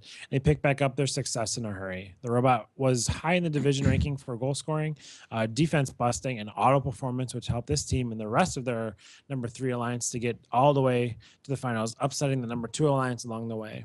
The finals performances start the year along with earning a wild card. They will play at the Midwest Regional next week to try to turn silver into gold.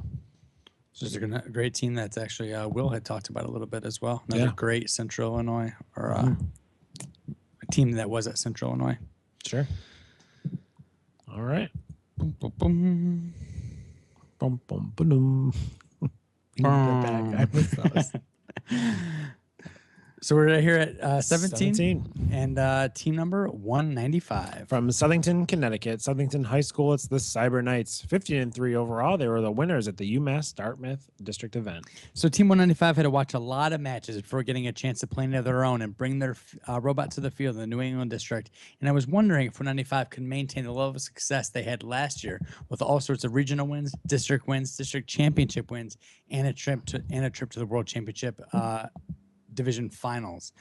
So the answer so far seems to be yes, they can. At their first event of the season, they seeded 4th and captained their alliance from that spot all the way to a playoff victory and never saw them take a loss. So another awesome machine from 195, and they're well on their way to another amazing season. And we kind of saw firsthand the last year with 340, we got a chance to play with 195 at Tech Valley where we won. And with 3015, we played with them in the elimination rounds on the Newton division. Just a team that's functioning at a super high level, incredible students and mentors. Yeah. So just a team that's doing it all right now. Yeah, and just Sandra and Gino and all of that, they just pour into that program there and just have a good thing going on over there in the Northeast. Plus, Bailey was pretty fun to work with as well. Yeah, he's all right. okay. He's okay. He's still got a little work to do on his show hosting skills. He showed up late, so he's doing good as far as that goes. You're hired. All right, so our 16th ranked team is Team 233. Oh no, my sorry. favorite one. I'm There not you ready go. to say it. 16. From Rockledge, Cocoa Beach, Florida. Rockledge, Cocoa Beach, Space Coast, and Viera High Schools. It's the pink team. 28-4 overall, winners at the Orlando Regional, winners at the Bayou Regional. There you go. Back-to-back weeks in the top 25 for Team 233 as they played 2 weeks in a row. In doing so, have picked up 2 regional victories. We're a little confused why this team as well isn't a little much higher. They've only had 4 match losses all season. They've won both of their events as part of the number 1 alliance. Not sure what else this team could be doing to be successful. But it is great to see the success for a team we admire, and their regional season is not over yet. They'll compete in Texas at the Lone Star Regional in a couple of weeks as they look to go 3 for 3. So another great year for the pink team. And it's cool to see that we still have another week to kind of see if they can get that 3 for 3 mark. And I feel like they weren't terribly successful. Oh yeah, they won a regional. Who knows? What else can I last say? year, you mean? But I feel like there was a couple years there where they had a little bit of a lull, I think. So it's great to see them. Oh, 2014. Yeah, they didn't win. Didn't go to championship. Sketch call or whatever? There was a Yeah, issue there there was too. an issue right? there. But so certainly excited to see 233, a team that we certainly admire a lot, and one of the teams I look up to a lot. And first, keep your head in the right direction. Cool. All right. Moving on to 15. Team number 2590. From Robbinsville, New Jersey, Robbinsville High School, it's Nemesis. Overall record of 27-11-1. Winners at H&H and winners at Seneca. So just outside the top 25 for week 1 was Nemesis, but after their performance this weekend, they left voters with little choice but to scoot them up in the rankings, and they land here at the 15th spot. In H&H, they paired up with 1218 after seeding 22nd, but they set the Seneca event on fire, seeding first and really showing what the robot is capable of. The robot has one more tune-up in South Florida, Must be nice. Before competing for the MAR District Championship and then on to the World Championship. So congratulations and good luck to Nemesis 2590. No stranger to the top 25. No, and Nemesis was on our field last year in Hopper, and very impressive team. That was my really first experience with them, and the overall just robustness and construction of the robot, you could definitely see translated in this year's game. And they were just able to really just tackle those defenses and get that over really quick, so they could just focus on goal scoring. Yep, cool. All right, so that's Nemesis. Up next, we have Team 876. From Hatton and Northwood, North Dakota, Hatton Northwood High School, it's Thunder Robotics, 19-8-1 overall, the winners, the Central Illinois Regional. So welcome back to the top 25 to 876, improving their position from 18th in week 1 to here at 14. They had after a semifinal exit earlier this year at Northern Lights, they were able to break through and get the win this past weekend in Central Illinois. We love their better high goal shot. It's easy to line up, and with their arm all the way in the air, their ball doesn't have to travel far to make it into the high goal. Making it super consistent. Their drive frame is quick and robust, making it easily over all of the defenses. We're happy to see this great team qualify for the World Championship, and we wish you guys the best of luck. So congrats to 876. Yeah, the robot is just like stupid simple, right? They just drive up to the tower, arms up, boom, in. And it's one of those robots that you look at after the fact, you're like, crap. Our 13th ranked team, I'll let you. Our 13th ranked team is right on here. Is team number 11 from Flanders, New Jersey, in Mount Olive High School. It's Mort. Season record of 26-8. They were quarterfinalists at Mount Olive and winners at the Springside Chestnut Hill District event. So the season started off for more at the model event, their home event. They seeded 4th, picking up the Engineering Inspiration Award, but certainly probably disappointed with the quarterfinal exit. Really turned their game around this past weekend at the Springside Chestnut Hill event. They seeded 1st, used their powers to pick 225 Tech Fire and 423, and they were able to cruise into the finals. In the finals, they were able to face, looks like, really some tough matches, losing actually in the first round 123-98, but winning the last 2 matches 140-135. So it must have been an interesting situation for them in the semifinals at Springside Chestnut Hill, having to go against Mort Beta. So we actually talked about that a couple of weeks ago, how that dynamic must go. But they won the event in 2 matches, picking up the last 2 with match wins of 140-117, 135-105, where they also picked up the Engineering Inspiration Award. So it'll cling bling for Mort, which is a great way to kind of pick up and rebound, I think, their season so far after a kind of a disappointing Mount Olive. And they'll be joining their friends Tech Fire at the South Florida Regional, or Nemesis rather. They're Mar friends in South Florida. And just to give an update, Mort was in the week 1 poll, was ranked in 15th, so a little bit of upgrade for Mort. There you go. And one thing I just got to say too is how amazing is it that you have Mort and Mort Beta consistently in the elims every time. And for those who don't know, Mort Beta is a JV team. They have completely different mentors, completely different students. It's the younger students, and both teams are making it into the elims practically, I think, almost every event that both teams have played in. Not just this year, but just going back previous years as well. You can't read that, though, because that's not the No, I know. I got to ad lib it again. That was all ad lib by Justin. Pretty good, right? Yeah. That wasn't great. It's an ad lib night. Yeah. All right. One more. We'll keep moving. I know. We'll keep moving. Our 12th place team is team number 4334 from Calgary, Alberta, Canada, Bishop Carroll High School. It's the Alberta Tech Alliance, going 15-3 overall. They're winners at the Utah Regional. So we're super excited to invite or have 4334 back in the top 25. They're a team that really came out on our radar that one premiere night with that amazing video. I think they set the tone. They did for like their whole team, right? It's just they've been like a powerhouse since. Yeah, they're just. And I think they've set the bar and the new standard of premiere night videos. Premiere night videos, absolutely. And this year so far has kicked off for them, as well as that release video was back on premiere night. They're winning the Utah Regional, as Mike alluded to. They ranked 5th overall. Excuse me as I change pages here. And they were able to be picked by 2468 Team Appreciate. Able to get that right. So another great event for them. They were able to defeat the number 4 Alliance on the way to the finals, and they had to face a tough number 6 Alliance led by Texas Torque in the finals, but they were able to beat them in 2 matches, 142-102 and 135-130. So a great regional in Utah for the Alberta Tech Alliance. They were able to have a good defense score. They led the event in high goal scoring at 371, which is a good 60 points above the next highest team, which looking at some other goal scores for this event was super high. Great Autonomous led the event in Autonomous as well. So really another great robot from the Alberta Tech Alliance. And Do you guys remember their robot from the rookie year in 2012? Oh, because it was on the A team. Yeah. Right? Oh, yeah. I mean, I remember them very well because they beat us, but yeah, they had that really small robot. And, one of the things I just remember is looking, it's like, that's going to be a team past a rookie year that's just going to continue to be successful, because in their rookie year, they were able to do something that I think every rookie team should do, or not every, but rookie teams who are looking to really fit a niche for something. They focused on one thing, did it really, really, really well, and were noticed and picked up by a powerhouse alliance. Right. And that's the sort of thing that, to me, tells you they have the right mindset to move forward to become a powerhouse team. Yeah, I mean, just in the invaluable experience of being in an alliance with 2056 and 1114 at the World Championship is something probably that really just sprung them into great success. Great success. Great success. All right, I think we're back on track here. Let's do it. Let's do it. Mike's got to go to work. Justin's got to go to bed. Nurse Mike, give us the 11-team stat. What? The 11 Quickly. That's you. Oh, it's me. Sorry. The 11 team number 3132. From Sydney, New South Wales, Australia. It's Great Sydney area high schools. It's Thunder Down Under, 20-7 overall. They were quarterfinals at the Northern Lights Regional and the winners at the Australia Regional. So 31-32 began their season in the United States at the Northern Lights Regional, where they locked up their spot at the World Championship with the Regional Chairman's Award, which is a testament to the great program. Oh, goodbye.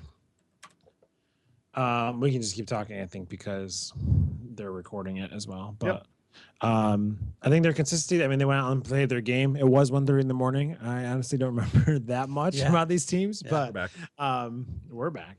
But it just, when you go out and you play your game, you go out and do what you did. I know they did lose that match. They lost that tie in the first match, but didn't let them shake them, and they came back and won the regional. So You almost got a little Sir Charles there a little bit. Do what you do, baby. Do what you do. They're calling you to come home. All right, so that's the 11 through 25. We typically take a little break. So nothing away from 31-32, but I want to go back a little bit for a short break here and talk about the Alberta Tech Alliance a little bit, and something that Tower mentioned, right? Being, kind of having all the steps or the things in place to become a powerhouse.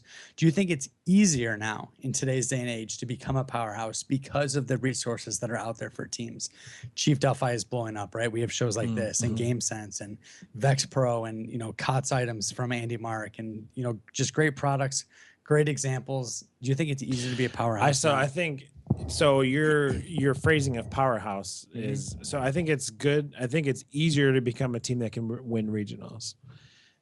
I think it's easier to become a team that wins multiple events, multiple regionals or district events. So I guess the answer is yes, but it still takes a long road to get to become a quote powerhouse. What would you say? I mean, we can say the powerhouse is on our hands: 254, 1114, 2056, 148. That kind of answers my own question. So what teams in the most recent years would you consider a powerhouse now? So I agree with what you just said, right? The 254s, the 114s. Everybody will say those. To me, kind of if I use the term powerhouse, the up and coming in a room of people that didn't really understand first, and I had to describe it in one sentence, I would describe it as it's a team that you're shocked when they don't win. That's the easiest way to describe it. And I consider Wave to be one of those powerhouse teams. So maybe Tower, thank you, as a powerhouse team, at least in my opinion, and a relatively newish team as well.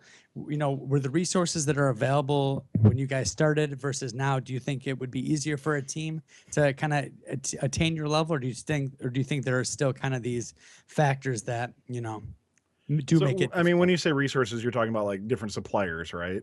Sure. So even suppliers, Chief Delphi, so many more teams are CADing and posting their CAD. Sure. So there's so much out there. I just don't know kind of if it's easier now. Well, so the one thing I'll say is I think it's the same thing with anything is when you look at a sports team, is it are they born with the skill to move forward, or do they work hard in practice to get it? And there's that amalgamation of both, I think, that makes the right team, the right combination. Definitely having resources out there helps. We do a lot of stuff in house with our robot, but we definitely rely on different suppliers out there to provide parts for our robot in different COTS areas. And having resources where we can look and see what other teams are doing. You know, every single week I talk about who are you collaborating with, who are you networking with to talk about, and having different technologies and different venues out there allow us to do something like that. So when we look at on Wave Robotics, do we work our butts off every year? Absolutely. I mean, and not saying every team doesn't, but you know, we put in the hundreds of hours. We objectively look at what strategy do we feel is going to be allow us to score the most amount of points. We do iterate our robot over and over and over and over again. People always ask, so when did you finish your robot? And I said, well, check back at championships and I'll tell you, because it is iterating over and over, and those suppliers allow us to do that, and the different resources that are out there in First Loss to do that. I think we're going into our 7th or 8th season. 2009 was our first season. It has evolved a bit just because even if you look back 8 years ago, 7, 8 years ago, the internet was a different thing out there. YouTube was just starting to become really popular. Webcasts weren't displayed nearly as much as what they are now. And while they're still not at the level they should be, we watch webcasts all the time. Even when I was at Indiana last week, I mean, I had TBA and Youth Robotics TV up, and I'm watching many different events because I like to be educated on what's going on in the first world. Absolutely. So it's you make a great point, and I think the bottom line is right. There's no substitute for hard work. We have these resources, but it's always up to teams to kind of find the resources, use the resources, and put in the work that's required. So thanks for that quick little discussion. Ready to move into the top 10. All right. Our 10th ranked team is team number 2. All winners of the Springside Chestnut Hill event. So this past weekend started to show the evolution of this game at the Springside Chestnut Hill event, whereas most teams in the top 20 and around 650 had defense points. Had around 150. Challenge points 225 blew away the field with their goal scoring points with 321. The next highest team had 264. With this success at the first event, 225 is primed for even more success after their win this past weekend, as the metagame trends to reward goal scoring. The robot is consistent and their drivers look well practiced, even though it was their first event. Good luck going forward, guys. We'll be watching and cheering on. I'm at the West Town. I'm at the beginning of April. So congrats to TechFire 225. Absolutely. Great team. We were able to watch some of their matches, and they really just look like they're on point, and the voters obviously rewarded them as well. Expert actually had them quite a bit higher. All right. To number 9. Team number 1024. From Indianapolis, Indiana, Mackenzie Center for Innovation and Technology, it's the Kilobytes. 31, 5, and 2 overall. Winners at Tippecanoe and winners at Walker Warren. So spoiler alert, 1024 is the highest ranked district team in the top 25 this week. They started the season in dominating fashion, seeding first and winning the Tippecanoe event. Their rank slipped a little bit to 5th this past weekend at Walker Warren, but the result was the same, another gold medal. In their finals matches, they had a consistent Spybot high goal shot, and their catapult and drive chain were a deadly combination, moving around the field quickly and sniping boulders into the high goal. With two district wins, there's no question all eyes will be on them this weekend in Perry Meridian, and of course, the Indiana District Championship. Congrats and good luck to Team 1024, the Kilobytes. So you had a faux pas. I guess there's one more. There's one more district team that is on the list. Somewhere. Oops. And we don't think of them as I don't know why we don't, but okay. This one. We'll get to it. That's all right. We'll get there. Oh, yeah. All right. Moving on. Our 8th ranked team is Spoiler. Spoiler. It's not. It's the anti-spoiler. Is 4603. Bum, bum, bum. From Del Rio, Texas. Del Rio High School. Tricks are for kids. 22 and 5 overall. Winners of the Bio Regional. 4063. Excuse me. So still the other teams, Tricks are for kids, and they have the hardware this season to prove it down at the bottom of the cereal box. That's right. Despite a quarterfinal exit, the Alamo Regional 40-63 turned it around at the Bayou Regional, winning the event, picking up their second Gracious Professionalism Award of the season and Industrial Safety Award, the Innovation and Control Award, and they won the Team Spirit Award at the Alamo Regional. They might have the most heavily decorated team in FRC so far, 6 trophies total. The regional season isn't over yet, of course, as they compete at the Hub City Regional in a few weeks in Lubbock, Texas, and then the championship. Congrats to 40-63, an impressive season so far. Well-rounded team, obviously, by the trophies and the awards that you have, and good luck going forward. Excuse me. Yeah, as I was looking at their Blue Lions page and all the awards they won so far, I was like, holy crap. Yeah. It's crazy. Quite the haul. Yeah. I feel like there's going to be a lot of kids in the top 10. Yeah, right. This kids team is kind of getting a little ridiculous.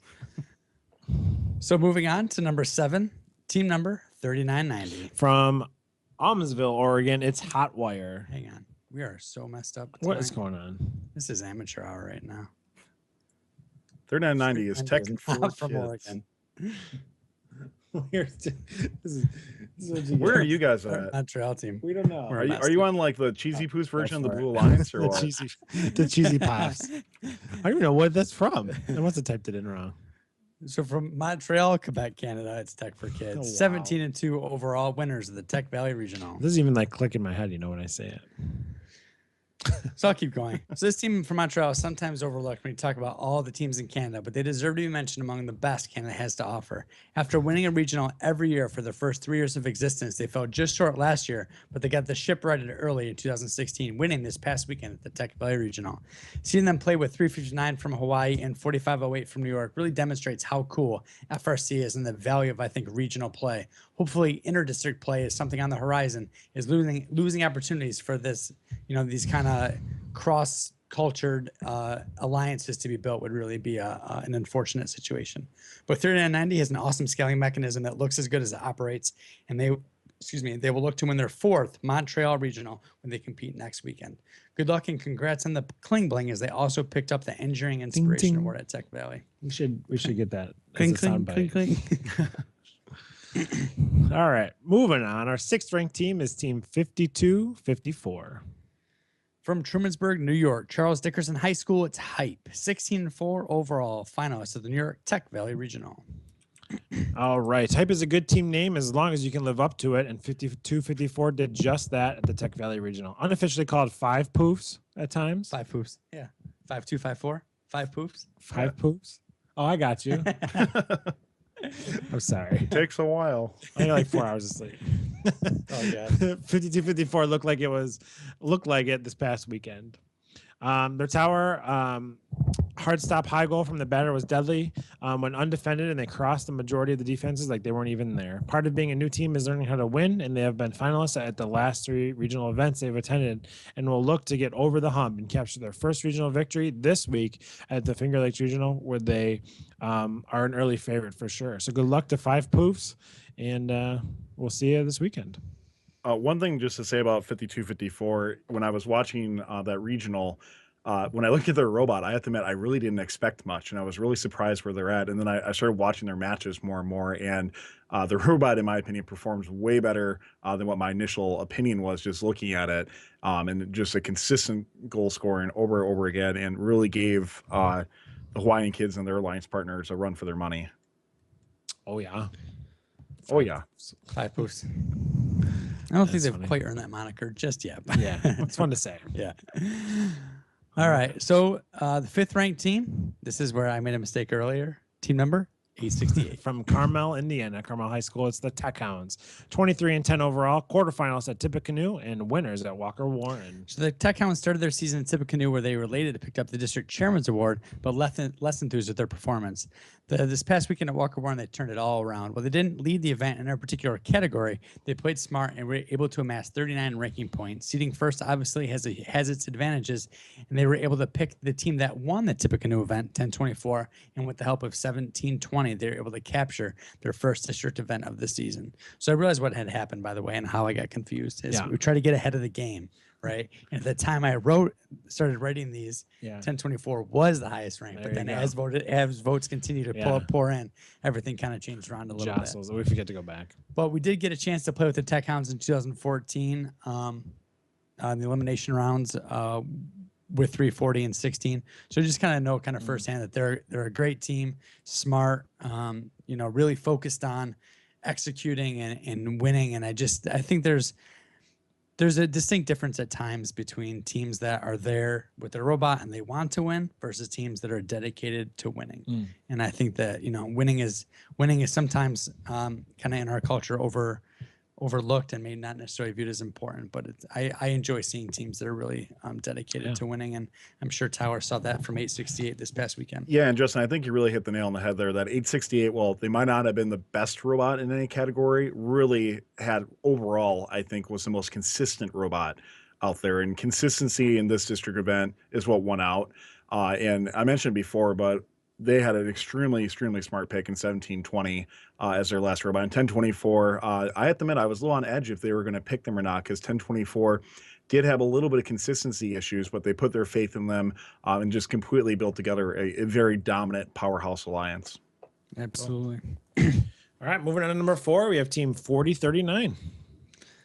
Bum, bum, bum. From Hamilton, Ontario, Canada, St. Mary Catholic Secondary School, Makeshift Robotics, 15-1 overall, winners of the Buckeye Regional. So making shift happens is becoming a hallmark of this team as long as the shift that's happening means winning blue banners. This is all Justin. You should probably read these beforehand so you know what you're in for. I know. 4039 decided to tune off for the insanely competitive Waterloo Regional in 2 weeks by bringing the robot to Cleveland, Ohio for the Buckeye Regional. In the matches we watched, there wasn't a defense a short little robot couldn't cross. The camera tracking ability for the high goal shot was quick and accurate, and in the finals, the robot seemed just as comfortable blasting boulders into the goal. The team list for Waterloo becomes more impressive as we begin to see the quality of robots that will be there, and an awesome teams like this one will play a big role in deciding who takes home the hardware. So again, another great team. 3015, we played with them last year at Finger Lakes, and it was just a great experience for us to have a chance to play with again. Another great team that just has a tremendous focus on winning and execution, and just probably, and we know from our consistent visiting of Waterloo Regionals, just some of the nicest people in all of FRC. Yeah. Just an incredible team. Yep. Agreed. All right, into the top 3 we go in Team 2468. From Austin, Texas, and Westlake High School, it's Team Appreciate, 25-6 overall, semifinals at Alamo, and winners at the Utah Regional. So after a decent outing in week 2 and narrowly losing in the semifinals at the Alamo Regional, Team 2468 found great success playing in Utah this past weekend, and it's awesome to welcome this great team back to the top 25 after they just missed the week 2 rankings. A nice low bot with a consistent side-by-side wheeled shooter will be a force as this season progresses. It was also no surprise to see Team 2468 pick up another Chairman's Award as well, with their history of Chairman's Award success. Just an excellent all-around team, and we're hoping for your continued success in a few weeks at Arizona West. So congratulations to Team Appreciate. All right, that's it. All the drama's in the 2 spot. We had Will on earlier. I think people know who is it going to be, or who's the 2 teams that are left. Yeah, we're about to find out. So anything you want to say before we go in? No, just the typical thanks everyone for voting. Thanks everyone for watching. And hopefully we'll be back to a little bit more professional show next week. This one was a little rough. We apologize. We've been doing really well. Tyler's really setting the bar for us. We really got to get up there. So this is kind of more back to where we were. So we can have some fun some weeks. Right? Yeah, we've regressed a little bit. But this week was rough with, trying to get 3015 ready to compete and trying to get Wave ready to compete. It was a hectic week. We have teams too, guys. Yeah, we do. That's true. All right. So our second ranked team is Team 2481. From Tremont, Illinois, Tremont High School, it's the Roboteers, 16-0, undefeated winners, the Central Illinois Regional. So the Roboteers have had to wait a few weeks before bringing their robot out for the first time, and I think we all agree it was worth the wait. This tall bot boasts various autonomous modes and a crazy, consistent high goal auto shot. In eliminations, their alliance had weakened the tower with 55 seconds still left in the match and breached the outer works. Really impressive play for an awesome robot and team. A shining example of what truly a tall bot can do and tall bot excellence.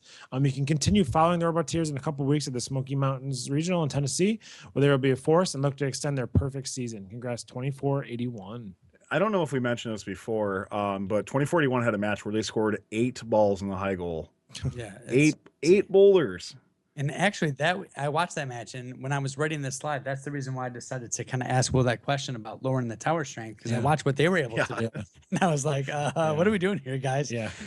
So Now what? yeah, it was, an absolutely phenomenal team. And as mentioned before, 2026 and the Roboteers go back many, many years. And we kind of, I think the way both our teams evolved were very similar to each other. So we gravitated towards each other very quickly. And Will and Tim and Vera and all the other students I've had the chance to be on that team, you can tell that they build for excellence and that they're going to continue to have very dominant seasons coming forward. absolutely. All right. With no further ado, And the number 1 spot for week 3, FRC Top 25, is team number 359. from Waialuhu, Hawaii, Waialuhu High School, it's the Hawaiian kids, 30-3 overall, winners at the Lake Superior and winners at the New York Tech Valley Regional. So after debuting in the top 25 this season in week 1, ranked 4th and winning the Lake Superior Regional, the Hawaiian kids made it 2 for 2 in the lower 48 this past weekend at the Tech Valley Regional, winning their 2nd Blue Banner of the season. The impressive season is also highlighted by a Dean's List Award winner, a Motorola Quality Award, and an Innovation and Control Award. 2011 Hall of Fame team continues to impress their voters with their accurate catapult, smooth intake, and just impressive driving. We look forward to seeing them compete in their home state toward the end of the regional season, and of course at the championship event. So congratulations to Team 359, the Hawaiian kids, on a much deserving number 1. They really were they were the primo week 3 team. Yeah. And that's kind of how it always seems to work out for them, right? They travel here, they cross oceans and travel here, and then they go back home and then they win that regional title. Yeah, because they travel here and win. They travel there and win. And they then go home and win. Yeah, it's just the kind of that Hawaii region always kind of is in one of the last few weeks. But congrats to Glenn. I know a couple of the local people from our area were at Tech Valley, got to either meet him or talk to him and whatnot. But always deserving. Heck of a program they have. We love talking about them. So, And I'm sure we'll be talking about them for many more weeks to come as well, too. Yes, So. yes, we will. But yeah, and kudos to them for jumping from number 4 to number 1. Yes, congrats. Very cool. I think it's time we wrap this up, guys. What do you think? Yeah.